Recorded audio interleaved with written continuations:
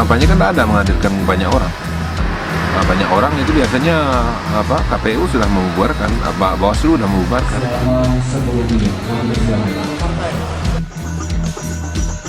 Dan harus membangun komitmen bersama agar pilkada ini tidaklah menjadi klaster penyebaran COVID.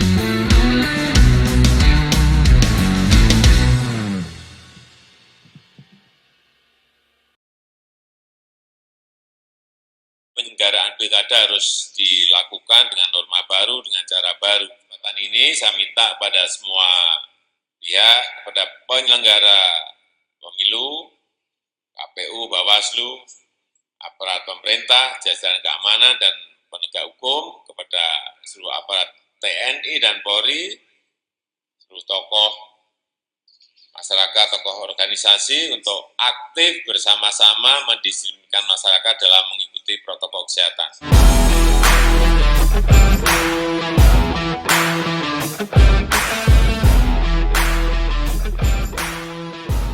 Pilkada serentak yang semula dijadwalkan berlangsung pada 20 September 2020 digelar di 270 daerah yang terdiri dari 9 provinsi untuk memilih gubernur dan wakil gubernur, 37 kota untuk memilih wali kota dan wakil wali kota, serta 224 kabupaten yang mengadakan pemilihan bupati dan wakil bupati. Presiden Joko Widodo mengatakan, pilkada serentak tetap dilaksanakan dengan mematuhi protokol kesehatan. Tahapan, jadwal, dan program pilkada yang sudah disusun KPU diperbaiki dan dirapikan agar bisa beradaptasi berdasarkan protokol kesehatan. Rapid test, swab test, karantina atau isolasi mandiri menjadi bagian dalam rangkaian persiapan pilkada serentak ini, dijalankan oleh petugas pelaksana maupun pasangan calon yang maju ke arena kontestasi. Namun potensi penularan virus corona secara masif dikhawatirkan terjadi pada saat kampanye. Imbauan untuk menggiatkan kampanye secara daring dan berkreasi menggunakan teknologi tanpa harus bertatap muka secara langsung dihembuskan oleh banyak pihak, termasuk Menteri Dalam Negeri Tito Karnavian. Ada perubahan tata cara dalam berkampanye di tahun 2020 ini karena ada pandemi COVID-19. Nah, inilah yang saya minta sama-sama kita tegakkan, menghindari kerumunan sosial. Tidak mudah mengubah kebiasaan lama. Mengadakan kerumunan dan keramaian dinilai lebih efektif untuk mempengaruhi suara masyarakat. Tak hanya saat kampanye, kerumunan dan keramaian ini sudah dimulai di tahap-tahap awal pelaksanaan pilkada. Misalnya pada tahap pendaftaran bakal calon kepala daerah hingga penetapan pasangan calon kepala daerah yang akan berlaga. Aturan main dibuat dan diperketat agar pelaksanaan pilkada tidak menjadi klaster baru penyebaran COVID-19. Setiap daerah memiliki wewenang untuk menetapkan aturan baru, baik oleh pemerintah daerah maupun oleh Komisi Pemilihan Umum Daerah atau KPUD. Apa yang disampaikan oleh KPU, Bawaslu, sudah dijelaskan. Satu, tidak ada kampanye terbuka, sudah pasti. Dua, kalau tertutup maksimum 50 orang. 50 orang tolong perhatikan, pakar tadi menyampaikan kepada kami sangat jelas.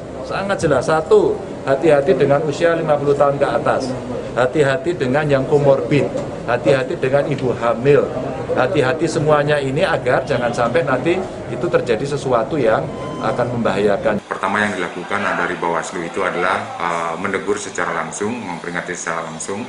Kemudian yang kedua adalah memberikan peringatan secara tertulis. Apabila dalam 1 jam peringatan tersebut tidak diindahkan oleh kedua pasangan calon atau siapapun yang berkampanye, maka saat itu pula Bawaslu berkoordinasi dengan kepolisian atau pihak keamanan yang lain untuk bisa menyetop atau memberhentikan kegiatan tersebut.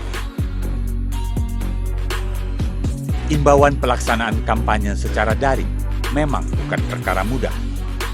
Selain sebagai kebiasaan baru yang belum teruji, kesiapan sarana dan prasarana, serta teknologi pendukung dan akses komunikasi yang tak sempurna, juga menjadi alasan sejumlah daerah kesulitan mengadakan kampanye daring. melibatkan satuan tugas penanganan COVID-19 yang ada di setiap daerah adalah sebuah keharusan. Selain itu, membatasi jumlah kehadiran juga menjadi pertimbangan berikutnya. Kalau kita lihat ya, kendala teknis ya misalnya, karena kalau misalkan melakukan proses media daring itu, salah satunya adalah jangkauan internet kita itu belum merata tersebar di kecamatan-kecamatan yang 4 kabupaten ini melaksanakan pilkada. Jadi dia masih hanya sebatas di kecamatan-kecamatan di, katakanlah di ibu kota kabupaten. Kampanye terbuka boleh saja. Pilihannya pertama diupayakan melalui daring. Tetapi kalau tetap mau dilaksanakan, ya itu akan dilakukan di lapangan terbuka atau alun-alun yang semuanya tidak bisa digunakan. Daya tampung alun-alun itu hanya kita boleh pakai setengah. Ya, karena kita menghindari, ya kita berusaha menghindari, ya, dan harus membangun komitmen bersama agar pilkada ini tidaklah menjadi klaster penyebaran COVID.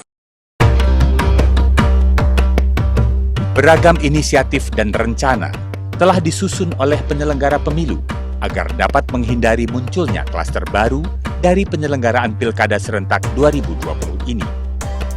Termasuk bagi pasien COVID-19 yang tengah menjalankan masa isolasi mandiri, namun tetap ingin menggunakan suara dan hak pilihnya.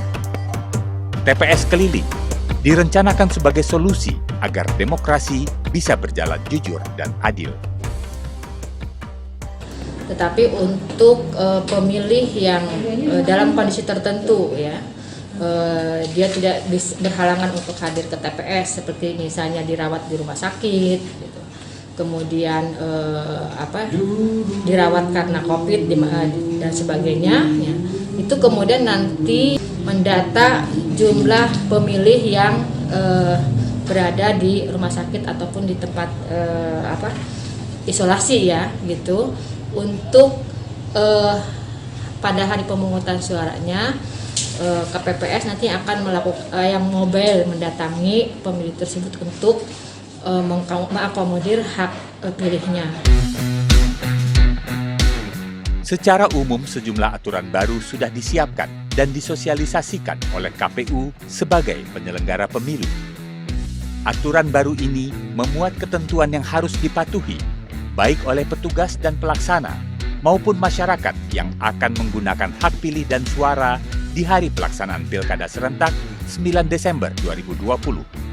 Di antaranya, kewajiban rapid test bagi petugas tempat pemungutan suara atau TPS, patuh menggunakan masker, pelindung wajah dan sarung tangan selama bertugas, serta adanya tempat mencuci tangan bagi pemilih yang akan datang mencoblos. Selain itu, pemilih juga diminta untuk datang sesuai jadwal yang tertera pada undangan pemilih, menggunakan masker dan membawa alat tulis sendiri, serta menggunakan sarung tangan sekali pakai guna menghindari penularan virus corona.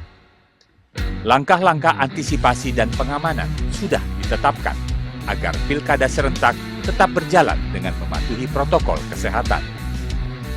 Langkah ini dipertegas dengan adanya tugas dari Bawaslu sebagai badan pengawas pemilu yang juga menyiapkan aturan-aturan agar pilkada tidak menjadi peluang munculnya klaster baru COVID-19.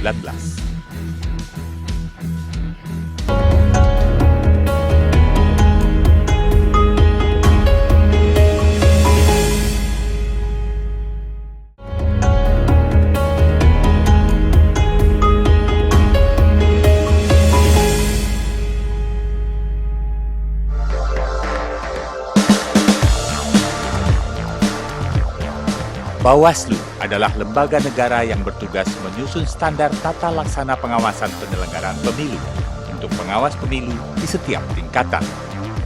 Bawaslu atau Badan Pengawas Pemilihan Umum juga memiliki tugas untuk melakukan pencegahan dan penindakan terhadap pelanggaran pemilu. Terkait pelaksanaan Pilkada Serentak 2020, Bawaslu juga menjadi lembaga yang menjaga agar pilkada tak menjadi klaster baru penyebaran COVID-19.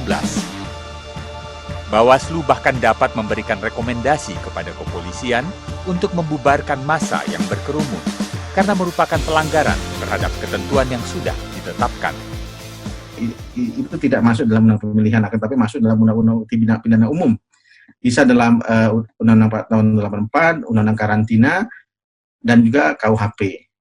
KUHP itu salah satunya itu kerumunan untuk tidak mengindahkan ya perintah dari aparat keamanan, maka bisa dipidana. Kepatuhan akan protokol kesehatan harus dijalankan oleh masyarakat pemilik suara dan pendukung pasangan calon yang bertarung, partai dan simpatisan pengusung, pasangan calon gubernur, bupati dan wali kota, serta lembaga penyelenggara termasuk Bawaslu. Saat proses kampanye itu, kerumunan terjadi di luar dari wilayah kampanye, karena peserta yang digunakan dalam kegiatan kampanye itu adalah orang-orang yang berada di lingkungan setempat kegiatan kampanye itu dilaksanakan. Nah, ketika orang-orang itu sudah menduduki di dalam kursi untuk kegiatan kampanye, kerumunan yang dibawa oleh masing-masing tim pasangan calon yang dari luar itu justru terjadi di luar, bukan di wilayah areal kampanye itu. Nah, ini yang kita sayangkan. Tapi kita terus berkoordinasi dengan pihak masing-masing tim pasangan calon agar tidak menimbulkan lagi kerumunan di masa-masa kampanye akan datang.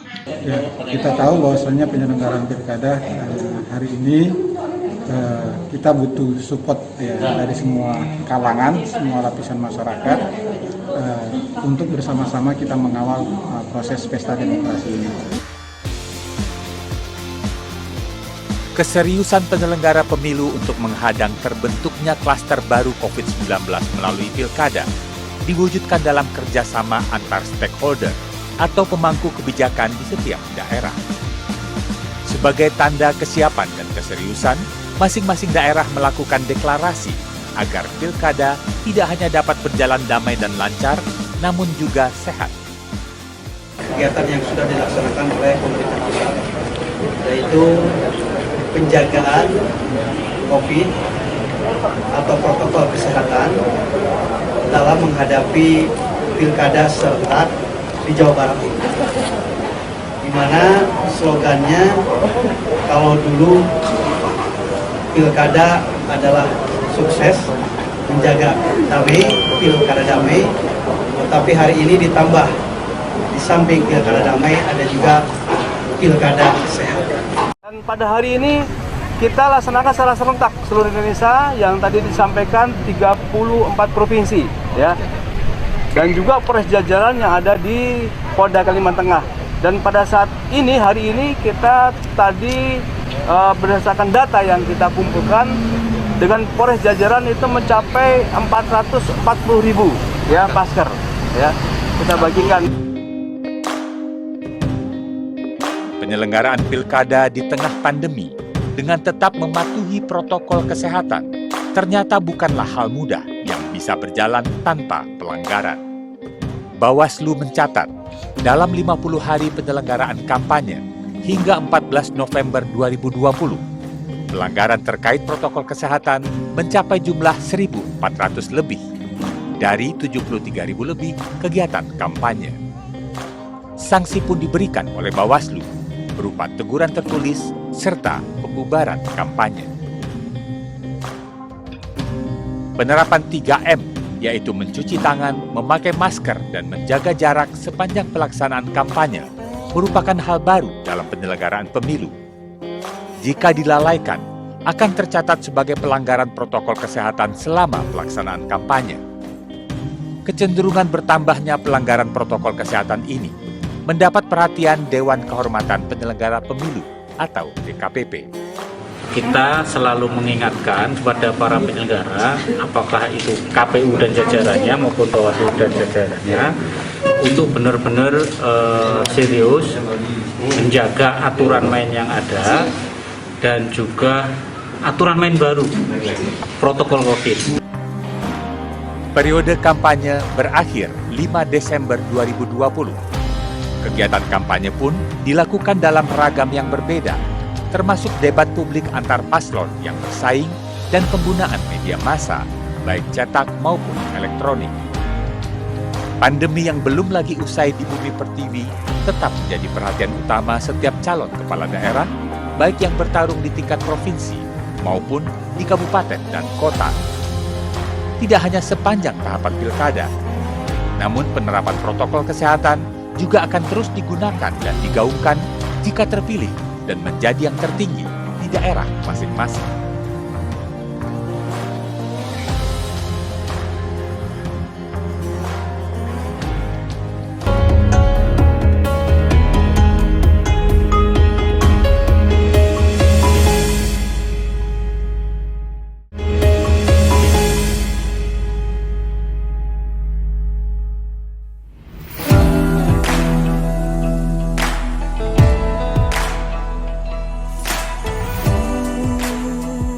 Provinsi Sumatera Barat merupakan salah satu dari 9 provinsi di Indonesia yang melaksanakan pemilihan kepala daerah, memilih gubernur dan wakil gubernur yang baru dalam Pilkada Serentak 2020.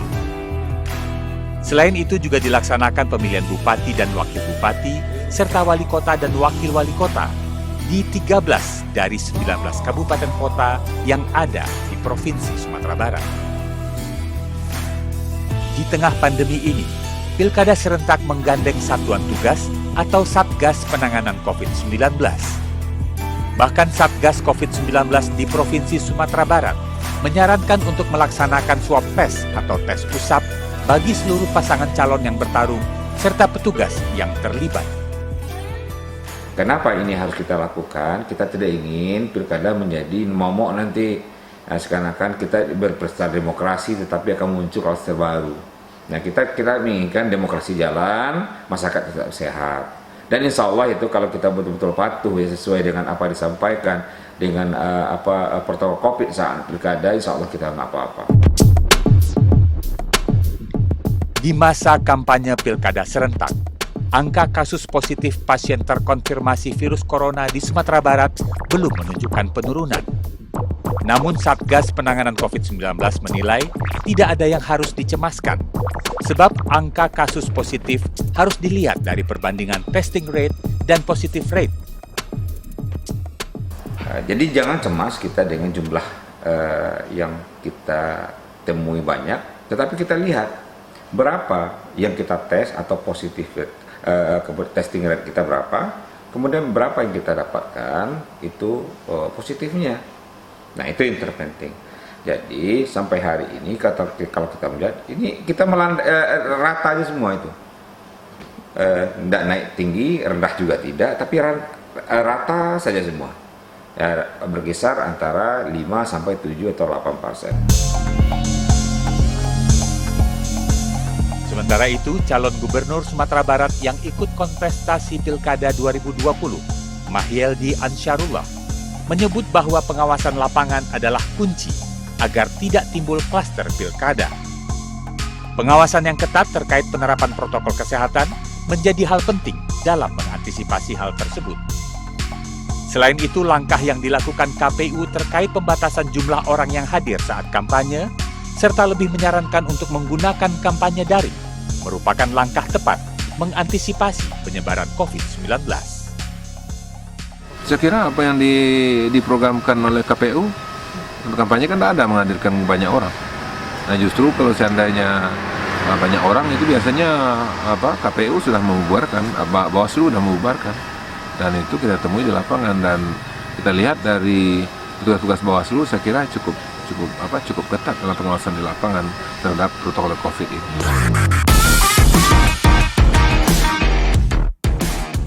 Pembatasan jumlah orang yang hadir saat kampanye sebagai langkah mewujudkan protokol kesehatan juga dipatuhi dalam pemilihan bupati di Kabupaten Serang, Provinsi Banten. Calon yang bertarung mengatakan perlu tenaga ekstra dalam kampanye dengan cara seperti ini, mengingat kampanye tatap muka dibatasi hanya 50 orang saja. Oleh sebab itu butuh tenaga lebih untuk mengunjungi titik kampanye lain agar bisa menjangkau massa yang lebih banyak. Sekarang itu jadi titiknya agak banyak ya, karena kalau dulu kan kita pertemuan bisa 200 orang, 250 orang, sekarang tidak bisa, hanya dibatasi 50 orang. Jadi tentunya titiknya yang harus kita perbanyak dan yang saya lakukan ya minimal satu desa satu titik dan ada perwakilan-perwakilan yang bisa juga mereka bisa kita harapkan menyampaikan kepada masyarakat apa yang tadi saya sampaikan. Jadi memang agak karena dengan batasan seperti ini ya agak lebih banyak titik, agak banyak lagi kegiatan. Seperti kampanye menggunakan daring itu sudah kita lakukan, tapi kegiatan itu kan ada yang sifatnya kita menggunakan daring, ada yang menggunakan sifatnya konvensional atau tatap muka. Hanya saja di Kabupaten Serang ini masih ada yang sifatnya blank spot yang belum terkena sinyal, jadi itu yang terkadang terkendala. Di sisi lain, agar tak terjadi penumpukan massa, jumlah tempat pemungutan suara atau TPS yang digunakan di hari pencoblosan akan bertambah. Demikian juga alat yang dibutuhkan oleh petugas KPPS atau kelompok penyelenggara pemungutan suara menjadi sebuah keharusan. Alat pelindung diri atau APD lengkap tersimpan di gudang logistik KPU untuk didistribusikan dan digunakan di hari pencoblosan 9 Desember. Seperti baju hazmat, hand sanitizer, masker, sabun cair, serta face shield. Alat ini tidak hanya melindungi para petugas, tetapi juga akan menjaga masyarakat pemilih yang datang ke TPS dari penularan dan penyebaran virus corona. Untuk petugas KPPS sekarang tentu dilengkapi dengan APD. Kita ingin menjamin bahwa si pemilih aman, si petugas juga aman. Apa yang kita lakukan, semua petugas PPS itu wajib menggunakan protokol kesehatan dan kita siapkan semua. Dari mulai masker, face shield, sarung tangan, semua kita lengkapi seperti itu. Sosialisasi dan edukasi pelaksanaan pilkada dengan menerapkan protokol kesehatan dilaksanakan secara masif dan kontinu. Komitmen untuk mencegah terjadinya klaster COVID-19 dalam pelaksanaan kampanye dipegang teguh oleh pihak-pihak yang terlibat. Pemahaman yang benar, kerjasama yang terjalin baik, memudahkan Bawaslu menerapkan tindakan antisipasi atau pencegahan. Inilah yang tergambar di Kota Semarang dalam pelaksanaan Pilkada Serentak 2020 yang memilih wali kota dan wakil wali kota. Lagi-lagi Bawaslu itu punya kewenangan, yaitu kewenangan pencegahan. Artinya kita mencegah dulu. Artinya sebelum terjadi, misalkan ketika kita melakukan pengawasan, nanti kita lihat dulu mana objek dari pengawasan tersebut. Misalkan berapa jumlah orangnya. Nah, sejauh ini dari hampir data kita 200 kali saat kampanye yang dilakukan oleh tim paslon dan paslon itu memang kita lebih banyak mencegah. Jadi artinya dari sisi prokes atau protokol kesehatan itu memang dipatuhi oleh paslon. Pilkada serentak tidak berarti selesai di hari pencoblosan pada 9 Desember 2020. Usai pemungutan suara, masih ada tahapan selanjutnya, seperti penghitungan dan rekapitulasi suara, penetapan calon terpilih, penyelesaian pelanggaran dan sengketa hasil pemilihan, hingga pelaksanaan pelantikan pada Februari atau Maret 2021. Dalam tahapan usai pemungutan suara ini, Bawaslu tidak surut dan tetap melakukan pengawasan ketat terhadap pelaksanaan protokol kesehatan, sebab peluang penyebaran COVID-19 masih bisa terjadi. Misalkan euforia terkait dengan pemenangan. Nah, ini juga yang harus kita waspadai terkait ada salah satu paslon misalkan yang menang itu kumpul terus membuat suatu euforia kemenangan yang memang bisa melanggar protokol. Nah, ini yang harus kita waspadai. Itu yang bisa juga dengan potensinya arak-arakan. Kemudian kumpul di atas 50 orang. Nah, kalau kita mengacu kepada Perwali 57 ya, Perwal 57 tahun 2020, memang nanti kita akan koordinasi dengan gugus tugas yang melibatkan dari Polri, kepolisian, Satpol PP, KPU dan kita. Nah, artinya bisa saja dibubarkan atau kita kenakan dengan undang-undang protokol kesehatan. Jika rangkaian tahapan pilkada serentak ini usai, pemimpin baru di 270 daerah pun terpilih. Namun penerapan protokol kesehatan belum lagi sepenuhnya sepenuhnya selesai. Sekalipun vaksin sudah ditemukan dan digunakan secara masif, adaptasi dengan kebiasaan baru tetap harus dijalankan. Demikian pula dengan dampak ekonomi yang diperkirakan masih harus dicarikan solusi. Inilah yang menjadi tugas para pemimpin di tahapan berikutnya, membenahi ekonomi sambil merajut persatuan dan kesatuan hingga tercipta kesejahteraan bagi seluruh rakyat Indonesia.